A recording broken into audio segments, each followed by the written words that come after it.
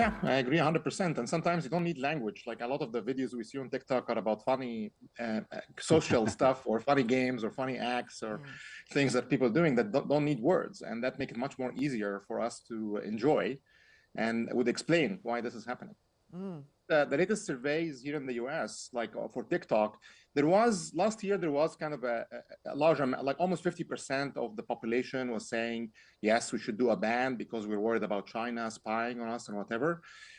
When they repeated these surveys, now it's down to like 30%, 25%. So like it seems like it was only a temporary concern that is going away. Like it's a very small chunk of the country Mm. is behind just blocking TikTok. I travel between the United States and China often. It always gave me an impression that the Chinese audience knows more about America than the American know about China, mainly because of the Americans were not interested in China lifestyle before. So they're going back to Andy's point at the very beginning, whether this is a rebellious act or people just got curious of the Chinese style of living.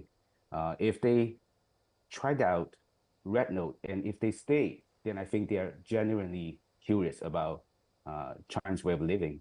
But if they join RedNote, then the ban is lifted, then they left. Then maybe Andy's right. It's just pure rebellious play. So Mm. I would find that very interesting. But now more and more American people are getting more and more interested in China. That's the fact that I can sense. I think the image of a country is portrayed in a centralized way. For example, the major media would portray China in a way to the US audience. So they get an impression of that. But now with TikTok and RedNote, the perception becomes distributed. So it's point to point. I think this has been an unintended but enormous breakthrough in people to people relations between China and Definitely.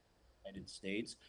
And this has completely backfired against the US government because there's a significant number of people on TikTok and on RedNote, Americans, saying that they've been lied to all these years about China and that they're angry. I mean, I would call it faux angry, and that they're making fun of the U.S. government for lying to them for so long about China. This is about controlling the propaganda and controlling the messages in the way you would like.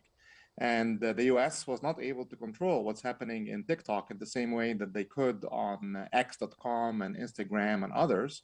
And that is the precursor exactly behind why this happened, the way Yeah. it's happened. So certainly, learning is happening on both sides, and I think you're right that the way of communicating the choices, let's say, that are available are certainly different in the U.S. as they are in China.